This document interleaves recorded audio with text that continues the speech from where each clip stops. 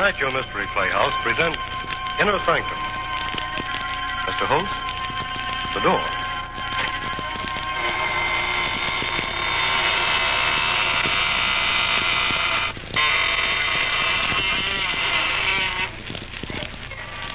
Good evening, friends of the Inner Sanctum. This is your host to welcome you through the squeaking door. What's that? You're scared.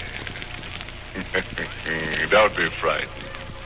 Why, we've been beating our brains out to make things pleasant for you. Yes, take that fellow lying on the floor. Now, that's a nice guy, really solicitous. He put a bullet through his head because he didn't want you to be bored. Oh, you don't like that pretty lady hanging from the chandelier? Well, we'll fix that. We'll cut her down and nail her to the wall. Then she'll be a pin-up girl.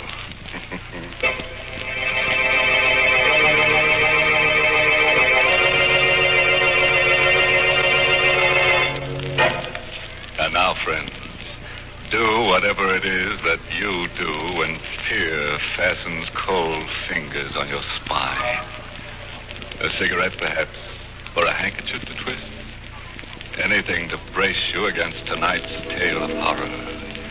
It's an original radio play written especially for Inner Sanctum by Michael Sklar and called Death is a Double Crosser.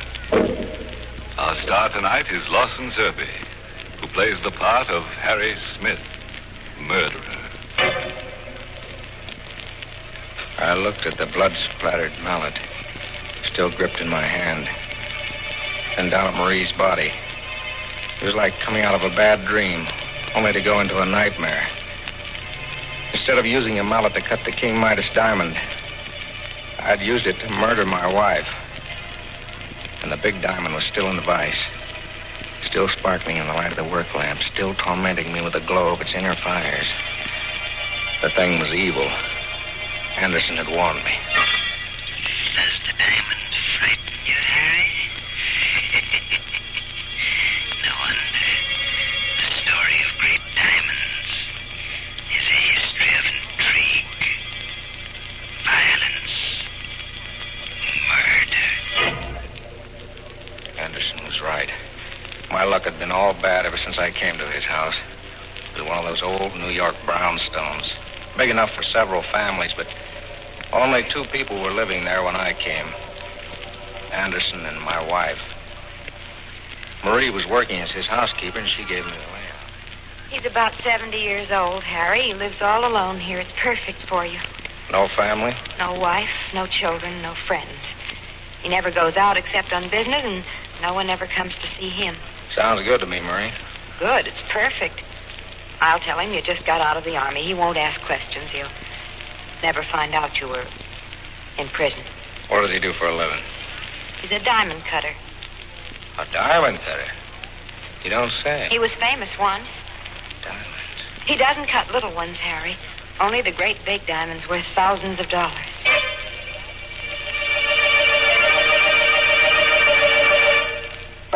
I moved in with Marie, and for a while everything was quiet. I didn't mind the quiet after that 5-year forgery rap in Sing Sing. And then one day the peace and quiet ended. I met old Anderson on the steps going down to the street. Good morning, Harry. Oh, hello, Mr. Anderson. Hey, you look all excited. Some good news come your way? I hope so, Harry. Of course, I can well afford to be idle, but it would be pleasant to work again. And it's nice to know that people still remember you. Is it a job? Wonderful job. If I get the assignment, I'm sure I'll get it. He couldn't give it to anyone else. A diamond? One of the largest diamonds in the world. The King Midas stone, discovered last year in the Kimberley fields. It was purchased recently by Johnson, the multimillionaire. I'm on my way to his home to discuss the cutting. Well, good luck. I sure hope you get the job, Mr. Anderson.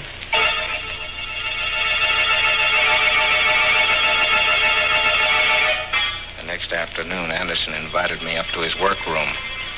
On the bench was a square black velvet covered by a white cloth. Something big was underneath that cloth.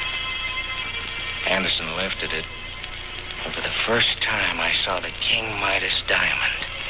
What do you think of it, Harry? For a second, I couldn't talk. The blood was pumping too fast. 215 carats. When I'm finished cutting, it'll be reduced to 125. How much will it be worth? Diamond like that? You could get $100,000 and no questions asked. That's funny. It's kind of oily on the surface, but down inside it gleams like it's on fire. Does it frighten you? Yeah. Stone like that does things to me. The story of great diamonds is a history of intrigue, violence, murder. You said something about cutting it. I'd have to study the King Midas until every detail of the task is clear in my mind. Then just a few light blows of the mallet on the chisel, and the result will be a flawless diamond. How long will it take? Oh, I should say about 2 months, Harry. I went downstairs to Marie. One look at me, and she knew something had happened. I told her my plan. If they catch you, they'll send you back to jail. They won't catch me. I've got it all figured out. This is our chance. He told me himself that the diamond will be worth $100,000 when he's finished. $100,000? Yeah. No more pots and pans and scrubbing floors. No more passing phony checks. We'll be set for life, Marie. How are you going to go about it? I'll wait until he's finished cutting the diamond. How will you know when he's finished? You'd have to know the exact time. If you waited too long, he might turn it over to the owner, Mr. Johnson. Then where would you be? Don't worry. I've got that figured out, too.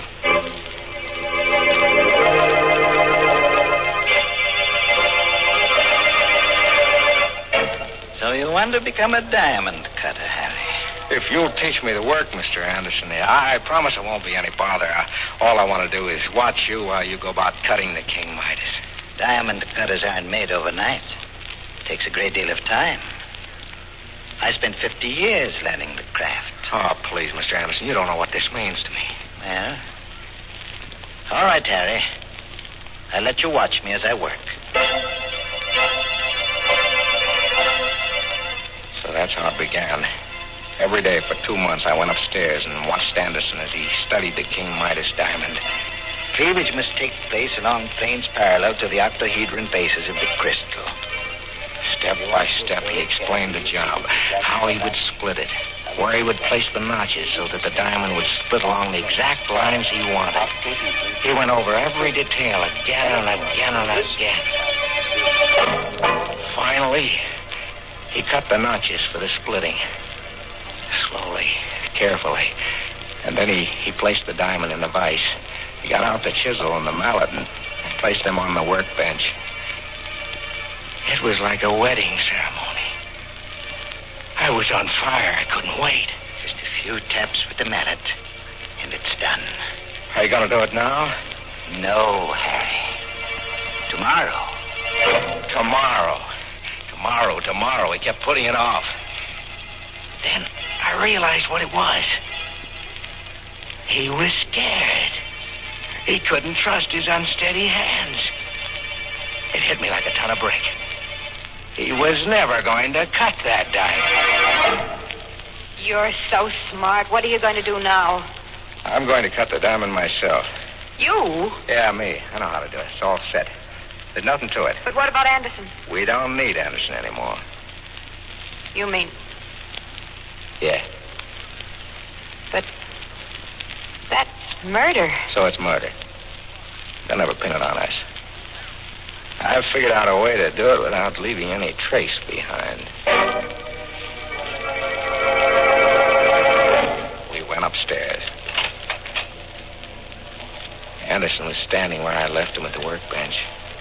He was so lost in thought that he didn't hear us come in. He isn't looking. Get it over with. All right.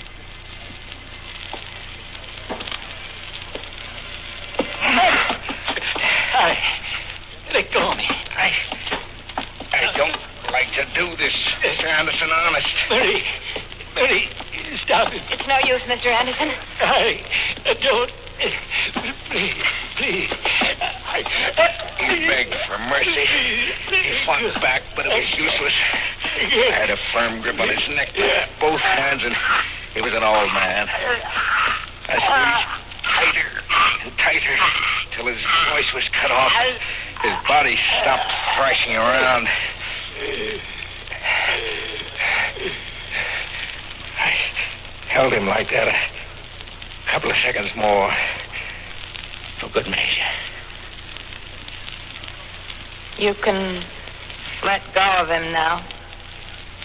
He's dead, Harry.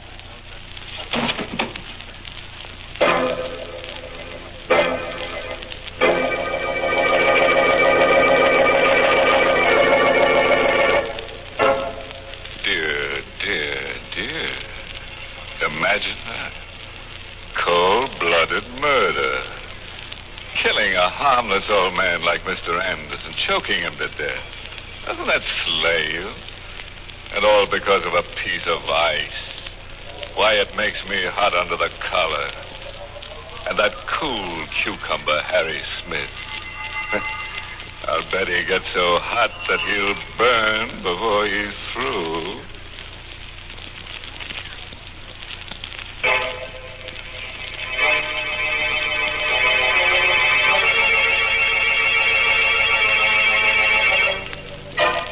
Well, friends, let's get back to Harry Smith and his charming wife. Such nice people.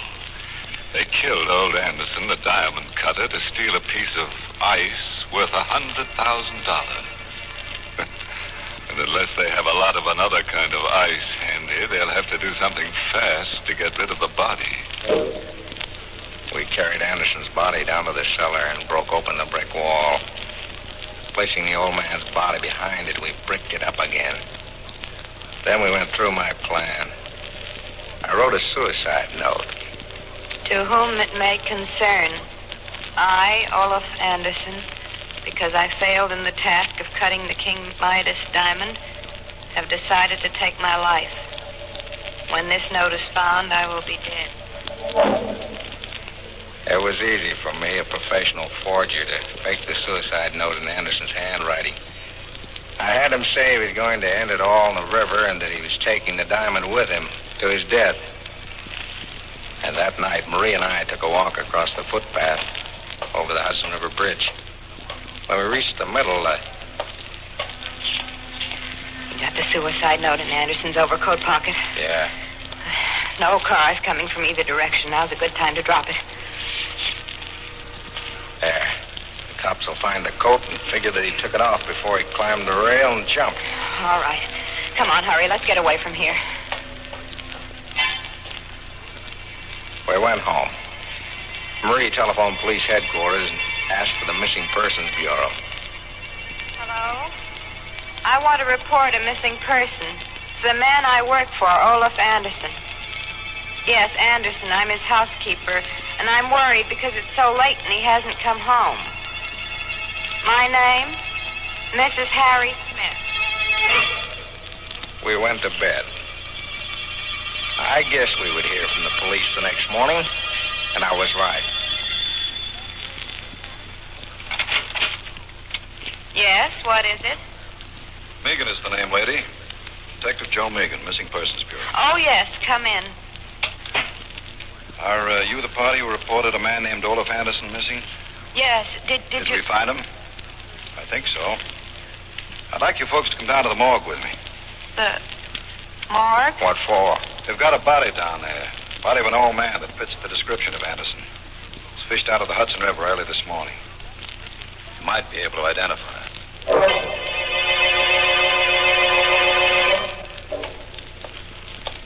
Here we are, folks. Before I lift the sheet on this slab, I ought to warn you. This stiff ain't exactly pretty. We can stand a little shock, Megan. I just thought the lady... I'm all right. Okay, then. Well, you recognize him? His face is gone like he went through a meat chopper. Most of his clothes were gone, too, when we got him. Poor guy must have got caught in the propeller of a passing ship. Marie, It's Mr. Anderson. Harry. Don't you recognize the pants? They're from that old suit he always used to wear. Oh, yes. Yes, you're right. So you can identify him, eh? I'm sure that's Mr. Anderson. Well, I guess that closes the case. Suicide. Body recovered. And a great big hunk of diamond at the bottom of the Hudson River.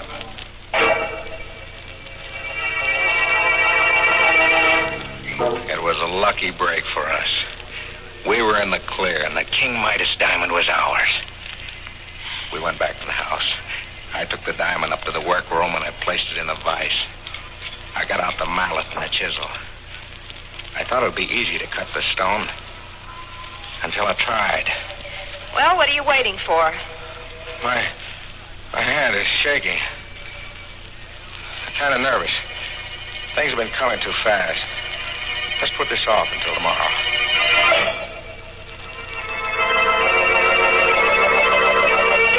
I know I said I'd do it tonight, but... But what? I don't feel so well tonight, Marie. You're lying.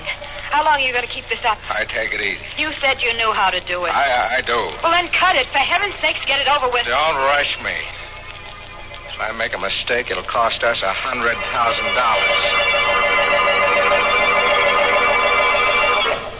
You've been putting it off for 3 days now, Harry. First this and then that. There's always something. You've always got a reason for not cutting that diamond. Now, listen, Marie, I've got to be careful. Knowing how to cut the diamond is one thing. Doing it is another. You're scared. That's what's the matter with you. Don't say that. You're frightened. Look at your hands. See how they shake. Well, you can hardly hold the mallet and chisel. You're as bad as Anderson was. She was right. My hands were shaky, just like Anderson's before I killed him. I tried for control. I told myself the diamond was nothing but a chunk of carbon crystal. I placed the chisel against the stone. I raised the mallet. But I couldn't bring it down. Now, what are you waiting for? I don't know how hard to strike. A gentle blow. That's what you said Anderson told you. I can't do it. You can't do it. Of course you can. Don't be a stupid fool. There's nothing to it. She went wild. She began to shake my arm and scream at me. But her voice seemed to come from a distance. I kept staring at that diamond as though I were hypnotized. My throat was dry as dust. I was dizzy. Pinpoints of fire shot across my eyes. The diamond was doing things to me that was driving Marie crazy. Suddenly, I couldn't stand it. Her voice snapped something in my mind. You fool, you stupid idiot. Don't stand there like a silly fool. Shut up. Don't you dare shout at me. Shut up. I've had all I can take from you. Why, of all the nerve, you... Harry, put down that mallet. Stay away from me. I didn't mean those things I said. Take as much time as you like. Don't. Harry! Marie, I'm sorry. I lost my head. Marie, say something. He's dead. I killed him.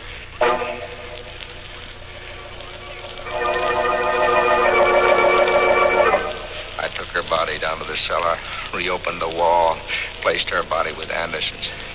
I'd hardly finished putting the bricks back into place when the front doorbell rang. I cleaned my hands, went upstairs, and opened it. Hello, Smith. It was Megan, the detective. He came in, looked around suspiciously, and closed the door behind him. What's the matter with you, Smith? Me? Yeah, you. You look sick. Me sick? I never felt better in my life. It's the light. Is your wife at home? No, she isn't. Expect her home soon? Why, no, she went to Baltimore to visit her mother. Left kind of suddenly, didn't she? What are you driving at, Megan? Take the chip off your shoulder. Nobody's picking on you yet. What do you mean? Miss Anderson suicide. You said the case is closed. It's closed until this morning. Now there's a couple of angles in the case that don't make sense. I'm not even sure the old guy we pulled out of the river is Anderson. But I identified him. Sure you did. Yesterday, a guy named Keeler showed up at the morgue and swore that same body was his father. It must be Anderson. The suicide note. Suicide note said Anderson was killing himself because he made a mistake and ruined the King Midas diamond. There, don't you see? But Anderson never got the job of cutting that diamond. He what? Say that again. Anderson never was commissioned to cut the King Midas diamond. How do you like that? It can't be. He told me himself. I got that information straight from the owner, Mr. Johnson. I don't believe it. Johnson was out of town until this morning. I got in touch with him, making a routine check on the facts. He told me he never commissioned Anderson to cut the stone. Said Anderson was too old and unreliable to be trusted with the job. But I saw the diamond. Saw it on Anderson's workbench. The diamond you saw must have been a phony. A diamond. Still upstairs in the workroom. Still waiting to be cut. I couldn't believe it was a phony. I wouldn't believe it. It had to be the King Midas. Megan was getting more and more suspicious. I had to act fast before he got down to the cellar and noticed the fresh plaster on the wall. I had to make sure about the diamond. I'd gone too far now to back out. I hit Megan on the head with an andiron. He was unconscious. I dragged his body into the closet and locked the door. Upstairs in the workroom, I grabbed up the chisel mallet. No time to think now, no time to be frightened. I had to know if that diamond was the King Midas. I put the edge of the chisel to one of the cleaving grooves and struck with the mallet. It chips like glass. Yeah, it is glass. Megan was right. I went through all this for nothing.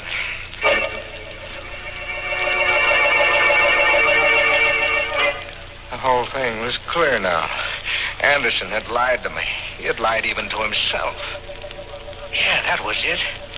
He had been unwilling to admit even to himself that he was no longer good enough to be trusted to cut the King Midas diamond. He was nuts. And he made up that crazy story. And I swallowed it.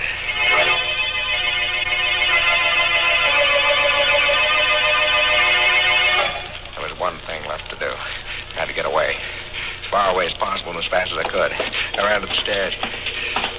Going somewhere, Smith? Megan. Hoist your hands. Get them up higher.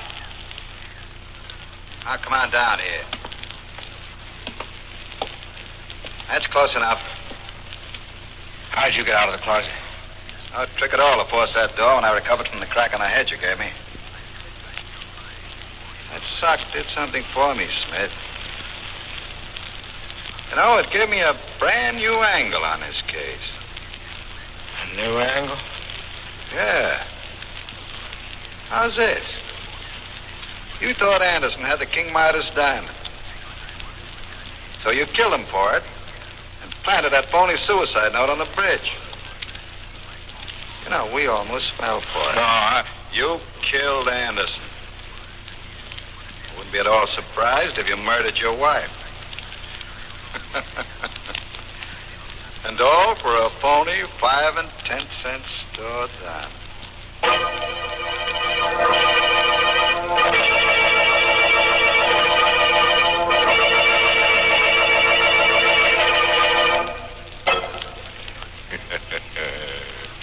Poor Harry Smith. What a life. A Smith caught between the hammer and the anvil. You know, he never should have lost his head and murdered his wife. No, because now it looks as though he's going to have to lose the rest of him. Yes, right now, Harry is really harried. And when the state executioner gets him, he'll be fit to be tied in a noose.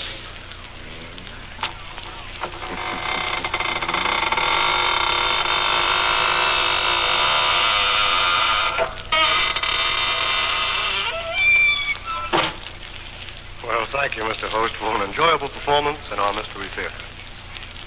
This is Hunter Galloway saying good night. Sleep tight.